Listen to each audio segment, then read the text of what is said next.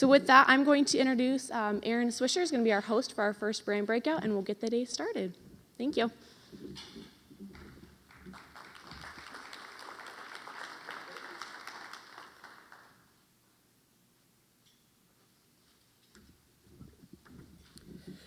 Good morning, everybody, and welcome to day 2 of the forum. Our breakout session this morning is going to be regarding brand protection and anti-fraud and the way those two things intersect. My name is Aaron Swisher. I'm a customer success manager here at MarkMonitor, both for anti-fraud and brand protection clients, so this morning's material is very pertinent to me. My job at MarkMonitor really is to make sure that our customers are getting the most out of the services that they've contracted with us for.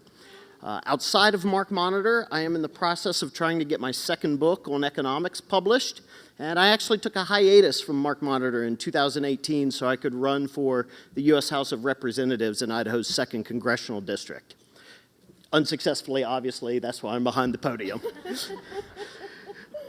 This morning, we have a special guest with us, Jen Hausman-Wilcox from MasterCard. And with the discussion with her this morning, we've got Brett Kent, Stephanie Ellis, and Troy Furman from MarkMonitor. Please welcome our panelists. Thank you. All right, thank you, Aaron. He was actually very successful. He won the Democratic nomination.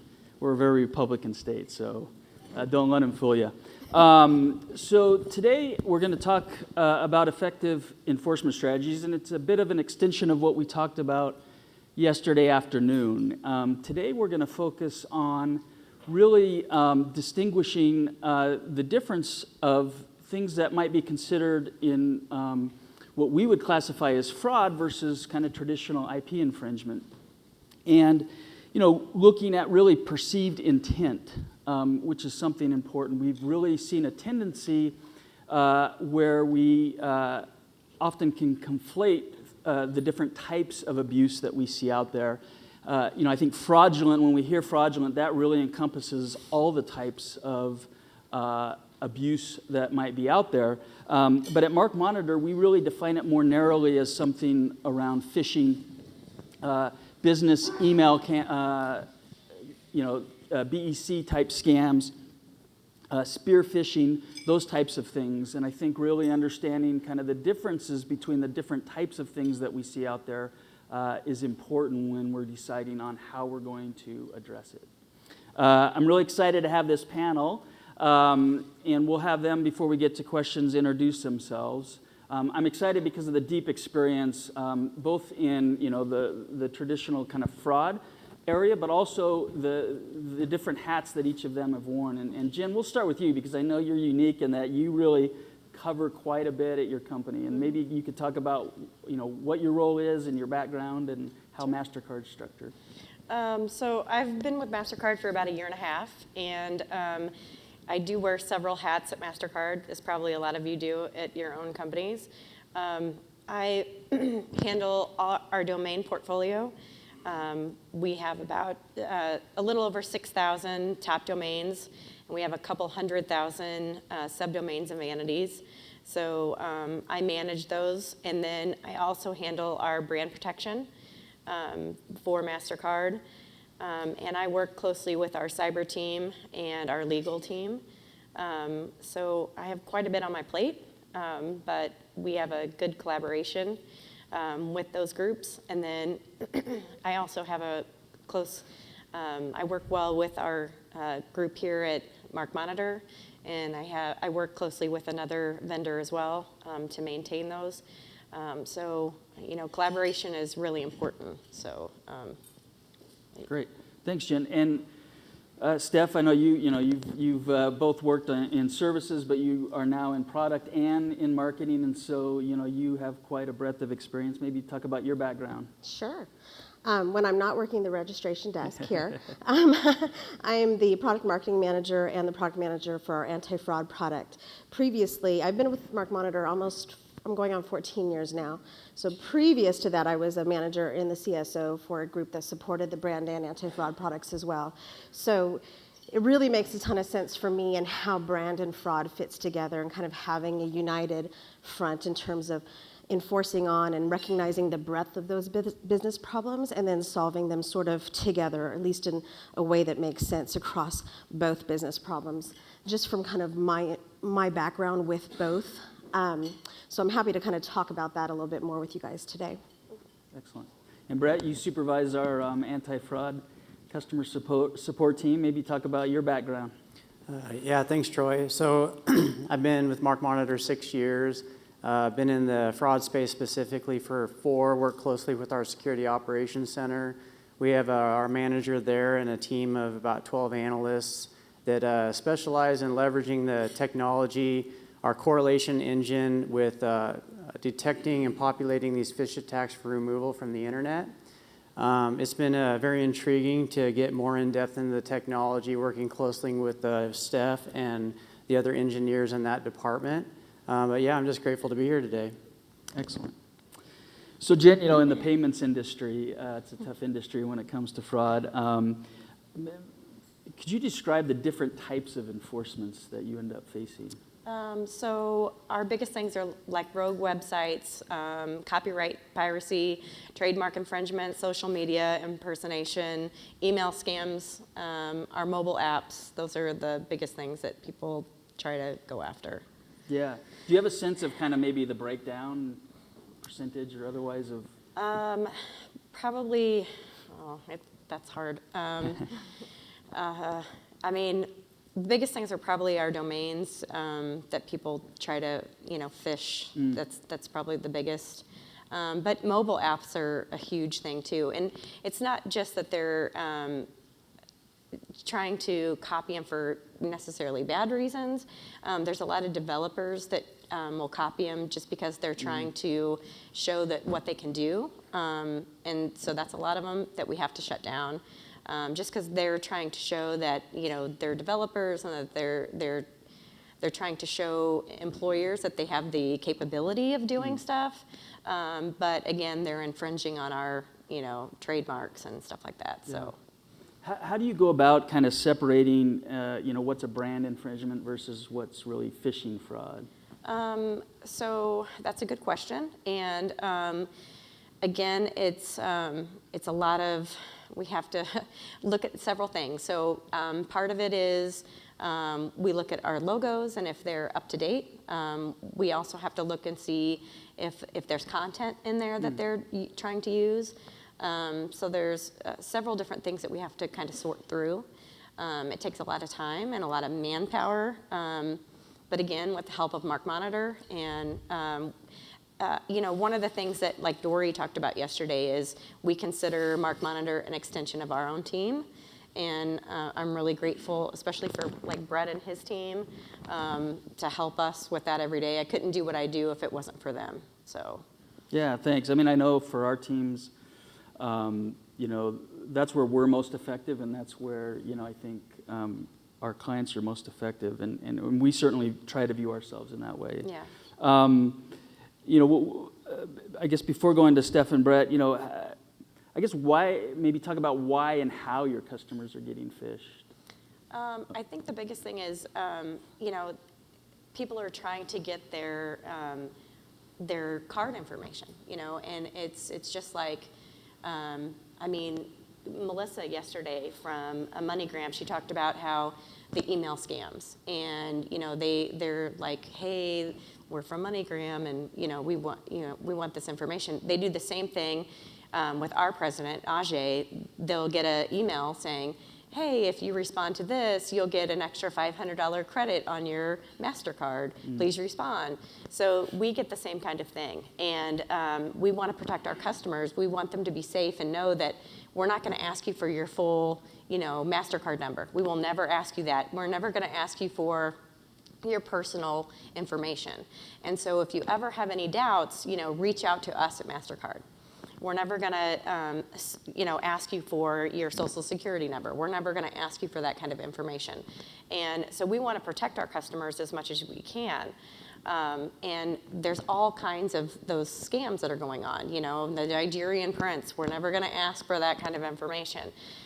And so we're constantly monitoring. And, our data centers are amazing. I mean, it looks like something from CSI. You walk in there and there's these huge screens up, and they are constantly running and checking on the dark web. And, they want to protect our customers. We look at our servers. And so we have data centers in St. Louis, and we also have one in Pune.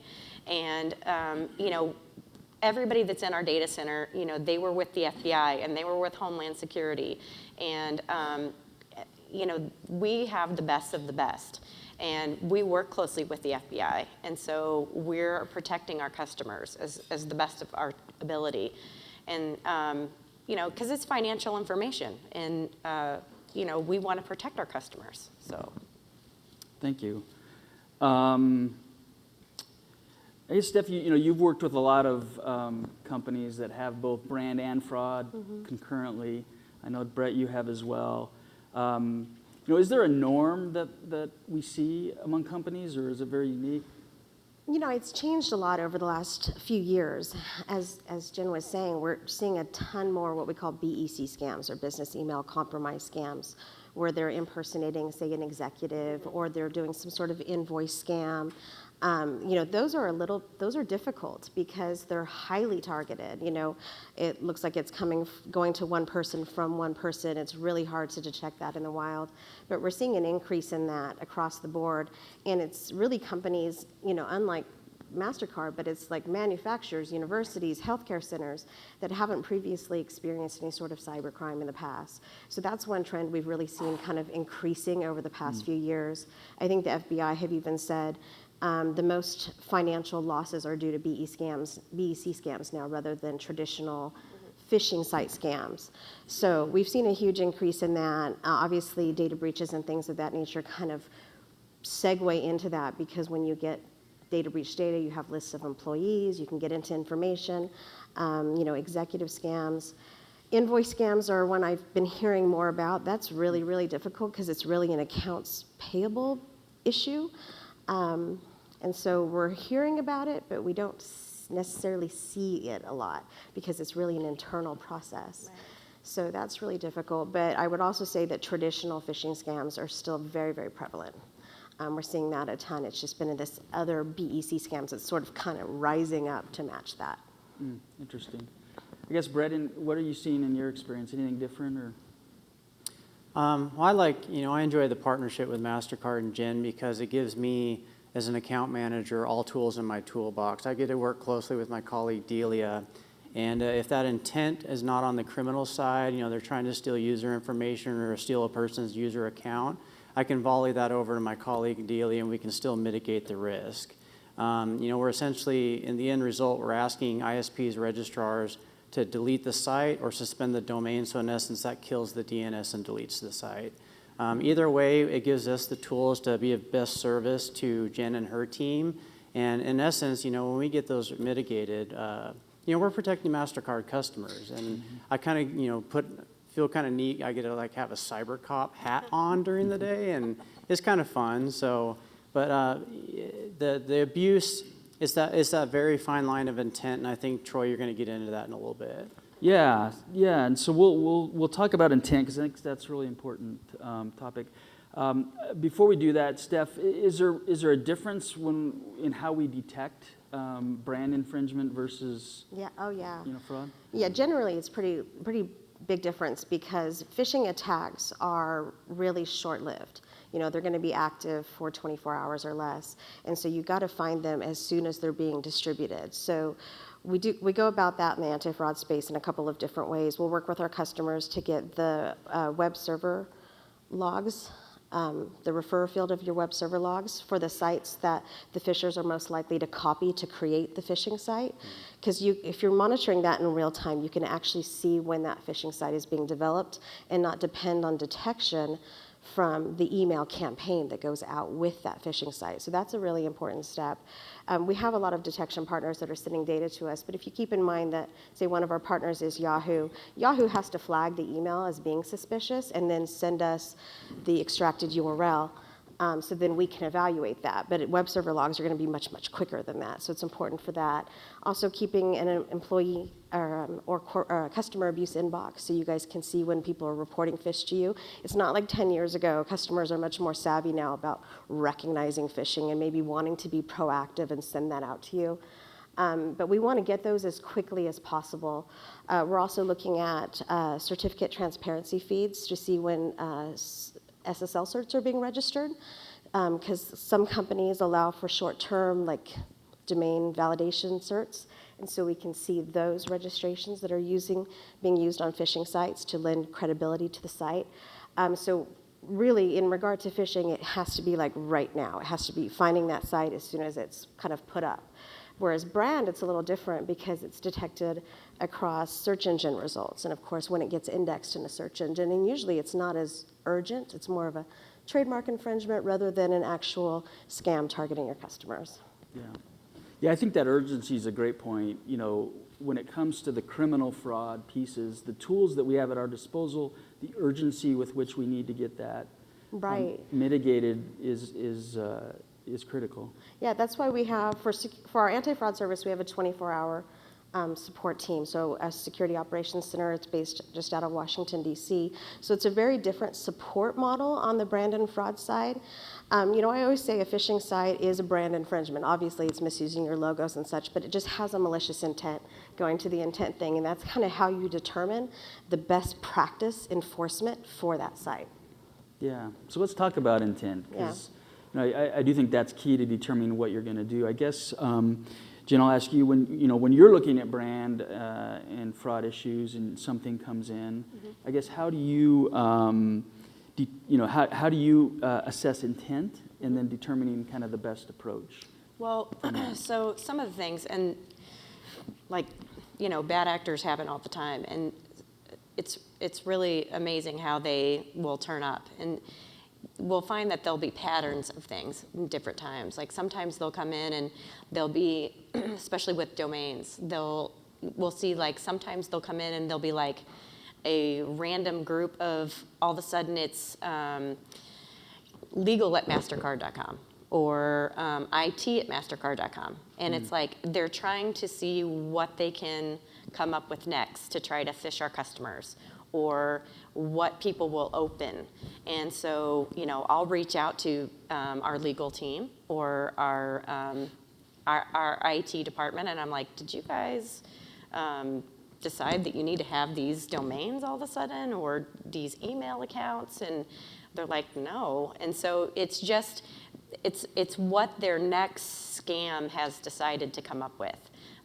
You know, they're like, well, you know, if I create this legal account or if I create these IT accounts, what will people come up, you know, and customers will be like, well, oh, it's from the legal department at MasterCard, I should open this, or it's from the IT department, maybe I should open it. And so, you know, then that's when I reach out to Brett and Dahlia, and I'm like, we need to shut this down right away. And so, you know, of course, they will immediately shut it down. But that's just the kind of bad actors that are out there that are trying to reach out to our customers, and it's just the next scam that they're trying to come out with. And but you know, that's part of our extension of our team, is that they're on it right away because we're trying to protect our customers the best that we can. And it never fails to amaze me what people are trying to, you know, attack our customers with. Yeah, I guess anything to add just when it comes to intent, and how do we determine intent when it's not clear? Yeah, so we usually look into the site and we're seeing testing is a big key. Sometimes if it errors out, it's usually an indicator that the site's comparing to a back-end database. It's looking for a legitimate username and password. If it usually refreshes or redirects, that means the source code's been configured to send elsewhere after the user submitted. That's a large indicator. There's many other factors that are being correlated statistically by the technology and assigning a threat score. So that correlation coefficient, if it scores better than 0.65, it's indicating that the likelihood of phishing is here. And then that's going to get flagged for a SOC review, if not automatically flagged by the technology. And then we're going to start the mitigation process through ticketing and shutdown, reaching out to those relationships. But that intent really comes down to we like to use the term independently verifiable. We're gonna send the site. So one, our SOC is gonna independently verify that's phishing. They want to make Indeed sure that that is a phish attack. We're going to send it to an ISP, potentially a registrar, potentially a registrant, however that workflow goes down. They, by themselves, autonomously have to look at this, say, yes, this is phishing, because we're asking those entities to delete this site. Imagine if you accidentally shut down a large marketplace, and that's costing that company millions of dollars a minute. There's some large volume, your Amazons, eBays, those kind of accounts, but we want those entities want to make sure that site is legitimately a phish attack, undeniable proof. So when we send them the email that the headers leverage our proof of fraud, they can independently test it. There's many other factors that they're going to look into, because when they remove the HTML files off the server, or they're going to sever the DNS record, or they're going to suspend the domain, those entities want to make Indeed sure that it's a criminal behavior in bad faith, and so that way we're protecting the entity's customers. Yeah. And I would add to that and just say that, one thing to keep in mind is that when we're sending a phishing site over to an ISP, we're sending it to a different avenue than a legal enforcement. We're not sending a C&D. We're not sending a DMCA. We're sending just a simple notice that says, you're hosting a phishing site. It's targeting this brand. This is the IP address where it's hosted. Please take it down. And it's a different process. If they can very easily validate that there is phishing content on the site, they just take it down like that. That's why we actually track phishing site shutdowns in minutes and hours, because it's important to get that done really quickly, and it doesn't require a legal review. And that's kind of, I guess that's kind of the standard for enforcing on a fraudulent site. That ISP has to be able to look at it, like we said, independently verifiable, verify that it's fraudulent phishing, and be able to take that down without any sort of liability on them, right?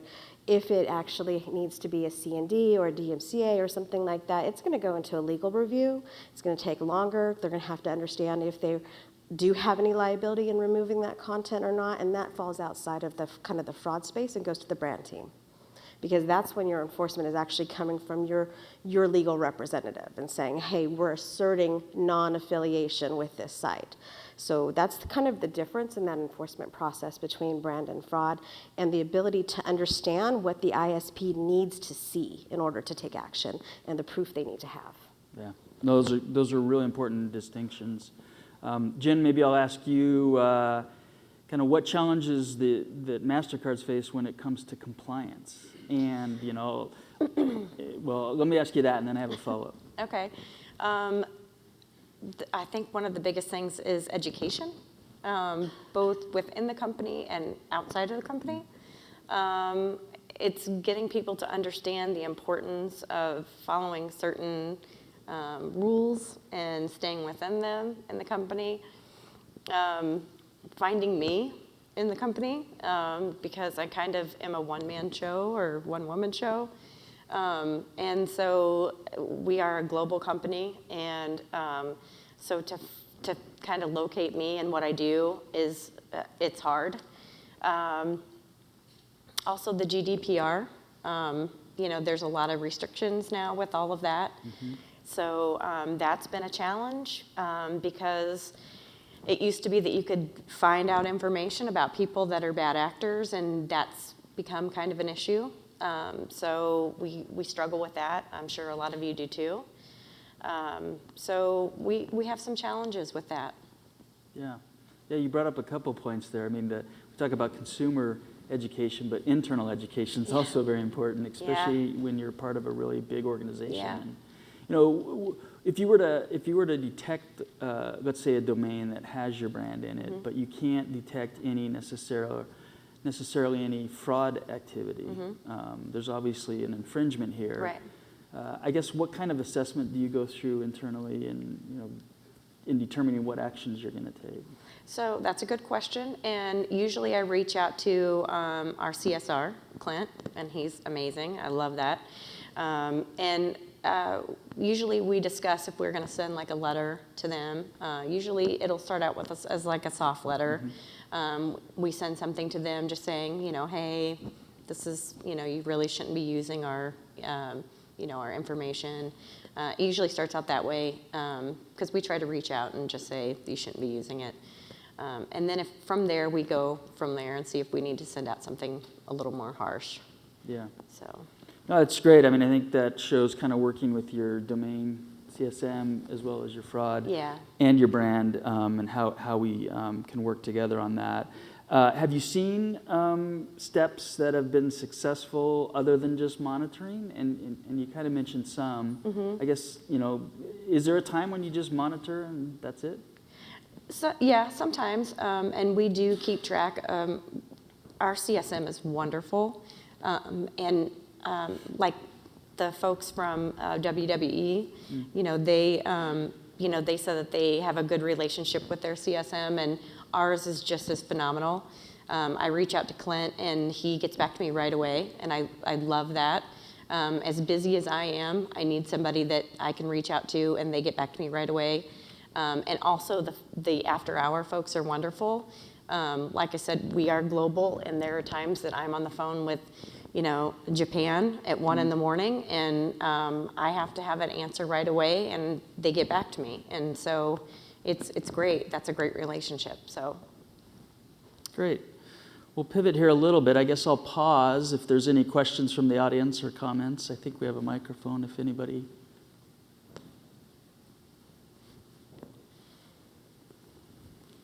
Oh, Aquino right here, Phyllis, up front.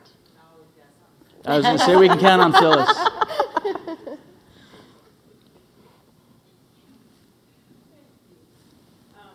So at our company, like you were saying, Jennifer, you try to educate the employees. Yep. We have brand ambassadors at our company, and we have what we call SAFE. And it's security awareness for everyone. And recently, well, a couple of years ago, we started emails that come in. They have internal or external on them. Okay. But as far as educating, we make it fun. We have people from every area of the company, every division, and we think of ideas to, like maybe have a booth and train them and give them like trinkets or something if they get the answer right. But as of lately, we have put, we send out, our IT send out fake phishing attacks to all of the employees. And we teach them what a phishing attack is, what it looks like. Most of the times it's going to have misspellings, it's got something urgent they want you to do, or they're going to give you something. But you see the email before you open it. You know, you can see on the side window. So if you click it, you get, but if you just delete it, thank you so much. This was a fake phishing attack. You've done you've learned very well. However, they have put it in the employee handbook now. You have so many phishing attacks that you can open, or you will be disciplined. Because it could really hurt the company. And that's why we try to make it fun, the educational part of it fun. And we'll have lunch and learns, give them pizza, and really stress to them what phishing attack can do. Yes. So We have the same at MasterCard. You have so many, and then you will be let go. So it's important not to open, because it can hurt us. I mean, so we have the same thing at MasterCard. Do you do the internal versus external email as well? Do you We have do, a notification? I'm pretty sure our security people hate me because every single time they test me, I'm like, this was really bad. You got to can do better. do better. fool We're a it. domain management company. We know how to look up domain registration information, and when it goes back to a certain company, we can see who owns it and know that it's a test. But I'm sure that I just hope that helps. Well, and I think the one at MasterCard that got everybody was everybody got an invoice that says, you haven't paid your or you haven't sent this through for your corporate card. And if you don't send it in for your corporate card within so many days, they shut your corporate card off. And it never fails, like the big thing that will let you know that it's not at MasterCard, it's the URL, or it's the URL. It'll say like at, and then it's not MasterCard. But nobody paid attention to that. It just said your invoice hasn't been turned in, and everybody in the company clicked on it. Because you were like, oh my gosh, like, what do you mean I haven't turned this in? And so everybody clicked on it like, I don't have an invoice out there. And like everybody in the company clicked on it. So that was the one big thing, but. Yeah, and one thing with our domains, I used to do the domains, and I turned that over to IT because they want to, whitelist the domains that come in, that we use, that we have, that we own, and they do all this other technical stuff with it that I don't know, with the SPF records and all of that. So if those domains, some of those domains aren't coming in the company, that's a clue too. So they work with the domains and make sure that the domains are safe and not used for phishing. So I'm going to tell a little story if you don't mind, Yeah, Troy. please do. So I'm going to pick on Chris Vietor a little bit. So last year before this event, on the day before, a bunch of employees got an email, and it had our name. So I got one. It said Stephanie in the subject line, and on the inside it said, hey, I'm in a bind. I need some gift cards for our event. Can you text me at this number, Chris? And I immediately looked at the email address, and it was from an rr.com, roadrunner.com, right? So I knew it wasn't Chris. But some of our people were looking at it on their mobiles when it was early in the morning, so they were in transit going to work, looking at their mobile, and just immediately responded and said, hey, I can help you out. And I think there were one or two people who actually did go out and buy the gift cards. I think as soon as that conversation started, the ones who started that conversation realized it wasn't legit and didn't do it. But that goes to a couple different things, right? They knew the employee list. They knew we had an event that was coming and starting that night. They targeted people who may be involved in that, and they had it coming from Chris in a way that was very informal. Hey, I need some help. Can you help me with this? And so it was successful in that a couple people did go out and do what they were asked to do. But for the most part, it wasn't. But that's the kind of thing you can't really prepare against without education, without saying, hey, this is what to watch for. This is what to be leery of. This is what you need to look at. Always look and see where it's coming from. Look at the email address. Oftentimes people say, don't hit reply, hit forward, and then type in the address. So like if I was responding to Chris, instead of hitting reply, I would say forward and then type in chris.vietor@markmonitor.com. And then he would get it and go like, wait, I didn't send that original email. I don't know what you're talking about. And that's when I'd kind of stop it there. But that's kind of an example of the BEC scams that we're seeing in the market, and that's just one that happened to hit MarkMonitor. Yeah, interesting. I imagine every company faces this at some level, and the volume of email, it's really hard. And I think tying it back to enforcement, that's why it's so important when we're talking about those types of scam. There's a real urgency around that. Mm-hmm. Brett, how do we handle situations where maybe someone has our anti-phishing, anti-fraud solution, but they don't have brand protection, and we get something that it falls kind of on that brand protection side, and so they don't have a service, whether it's us or anybody else? Yeah, are there things that we can advise? Yeah, that goes back to the, as a manager, having all the tools in my toolbox. It breaks my heart when we don't have the services bundled together, and I have to push a case back to my customer, and say, I'm sorry, this is more of a civil claim, it's legal, the burden of proof is in the trademark copyright abuse arena. And because if I can't get that burden of proof in the criminal side, that independent validation, I can't get an ISP registrar or the other entities to work with me. The burden of proof, and Jen kind of alluded to this, I think of those three factors to UDRP or the end result. Is it operating in bad faith, or is the registrant, have trademark rights, and is it confusingly similar? That burden of proof is more in the civil arena and that legal review that Stephanie touched on, whereas in phishing, it's more binary. I can go out to these entities, request assistance, notify them as Mark Monitor to delete the site. But I hope that touched on your question. Yeah, it did.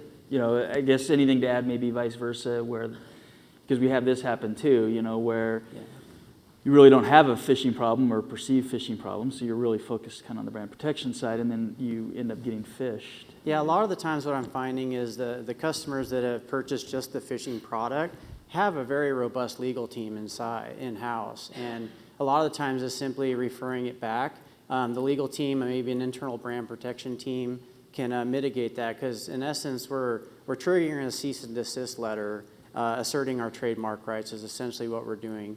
MasterCard's unique too is they have brand guidelines, an entire website dedicated to how they have thousands of franchisees, banks, and affiliates that they allow to register their domains. And we've done high-value target registrant reports for them in the past to say that your JP Morgan or your Barclays out there have, a bundle of domains, but that's okay because they're in business with MasterCard. I mean, they're a merchant provider for all these banks. But in essence, when we know that something's indeed infringing, we want to assert those rights so that way MasterCard in end result isn't losing those trademark rights because they're allowing people to register their marks out in the wild. Well, and one of the things that, as Brett had said, we have a lot of franchisees and we have partnerships, but even sometimes those partners will still not be using our correct logos. And so a lot of times we have to reach out to them and even say, hey, you're not up to date on what you're using. And so, again, they'll receive a letter from us saying, hey, we know that you are a partner with us, but you're not using the correct logos. So we have to send out something to them saying, hey, you have so long to update, your information.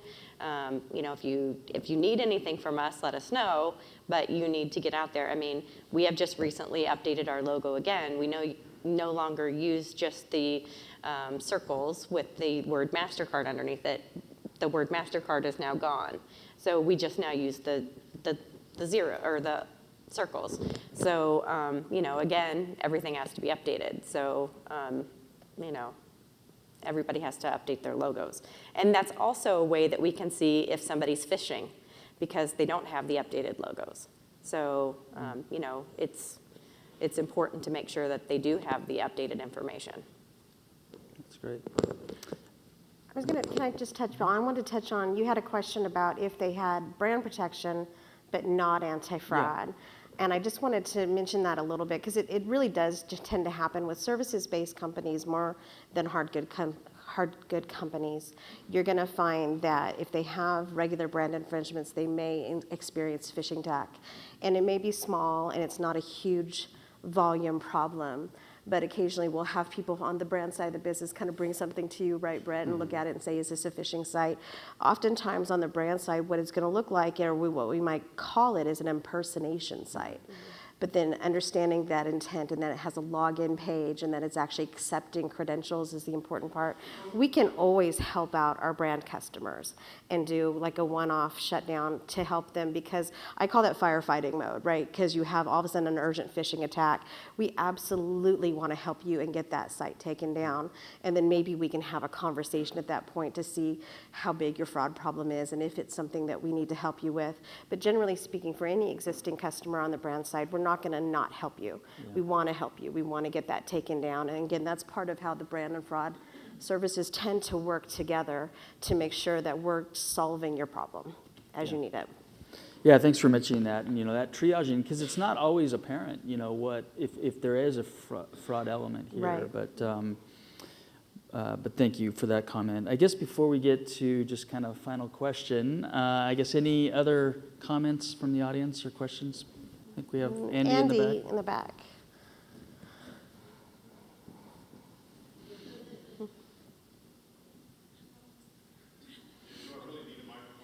Probably not. Probably not. Hi, Andy with Nissan, if you don't know me. I have a question for Jennifer, because we run across this in the auto industry a lot. Third parties using our logos to drive business to us. Yes.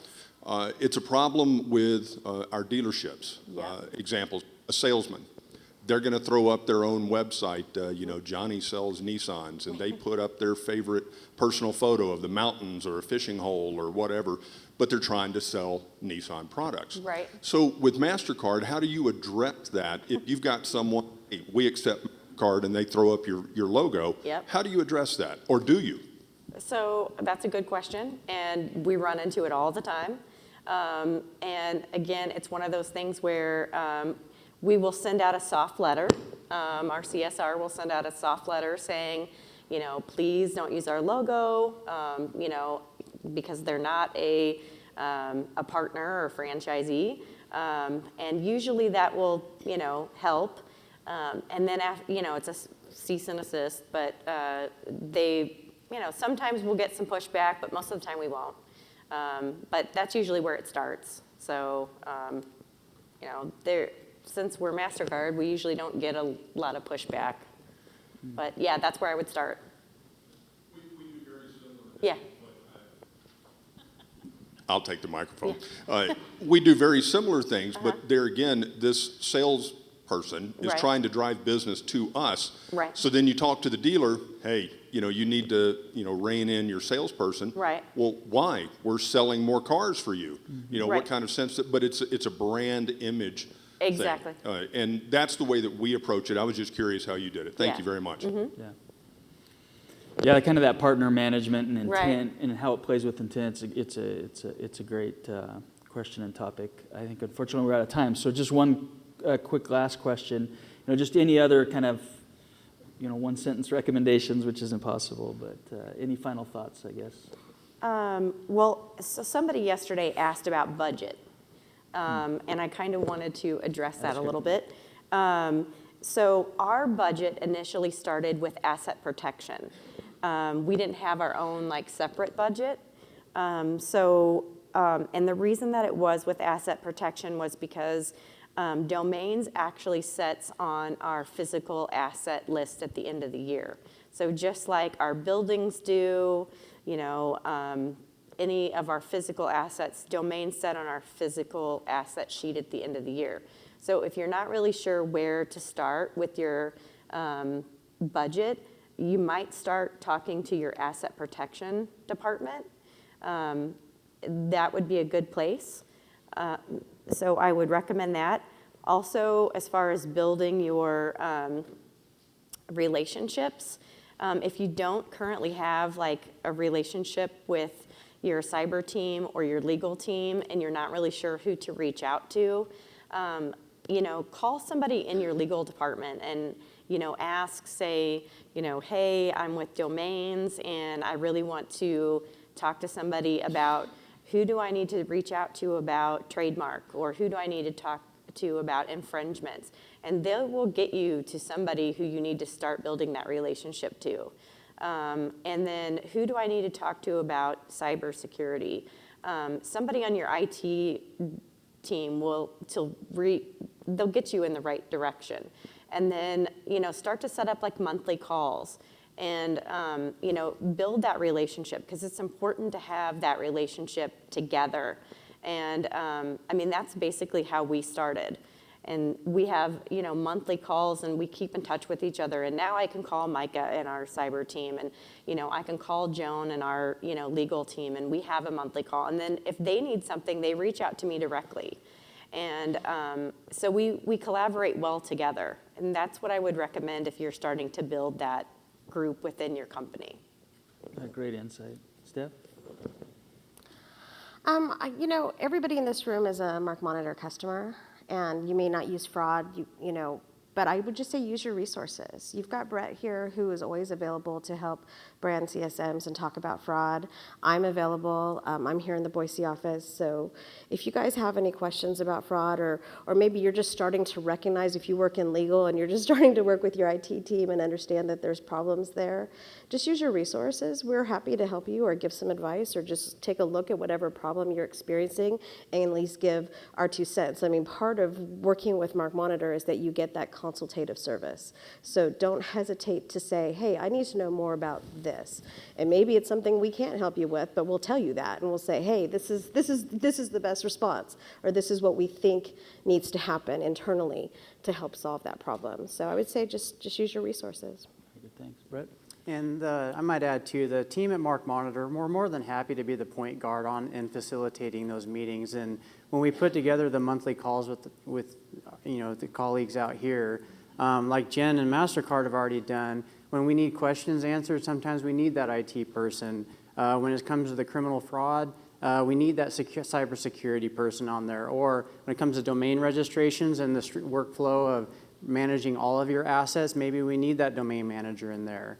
But having that monthly call, that can be, I love it when customers like MasterCard treat us as a true partnership, because it helps us, advocate. We're going to advocate for your brand anyway. We want to do our best for you. But when we can meet on a monthly cadence and review how we're doing, check in, adopt tactics and strategy for, diving out into the web and protecting your brands, mitigating phish, it just makes the partnership that much easier when we're connecting regularly. Excellent. So to wrap up, as we look at kind of this holistic approach, we've last 2 sessions really talked about this execute phase, which is the enforcement. There's a wide variety of options, from little small hammers to big hammers on the fraud side. So anyway, thank you for your comments and questions, and appreciated being up here.